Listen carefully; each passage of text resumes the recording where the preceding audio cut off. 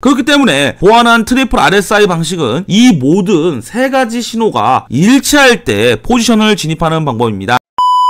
안녕하세요, 황소차트입니다.